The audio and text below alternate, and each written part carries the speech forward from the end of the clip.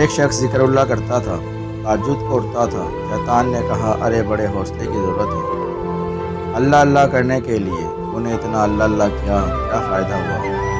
दिमाग ख़राब या मग़ज़ मारा, मगर वहाँ से कोई रसीद ही नहीं मिली। बस वो शख्स मायूस होकर आराम से मकान में जाकर सो गया और सोते वक्त ही नियत कर ली कि ताज्जुद को ना उठूँगा।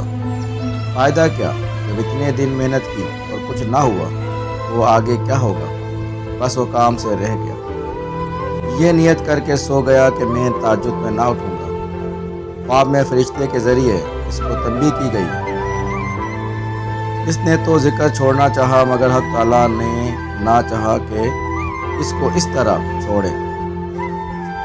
फरिश्ते ने कहा कि भाई, अल्लाह ताला यूँ फरमाते हैं कि आज तूने मेरा नाम क्यों नहीं लिया? कहा कि मैं अरसा से नाम लेता था, मगर इधर से कुछ जवाब ही नहीं मिलता। मैं ये समझा कि मेरा अमल कबूल ही नहीं होता, तो इसका करना फजूल है।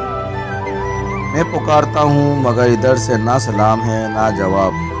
बस मेरी हिम्मत टूट गई। जवाब में इरशाद होता है, इसको मौलाना नकल फरमाते हैं, यानी वो तेरा अल्लाह अल्लाह कहना ही हमारा जवाब है। अगर हमको तेरा अल्लाह अल्लाह कहना पसंद ना होता तो दोबारा तौफीक ही ना होती।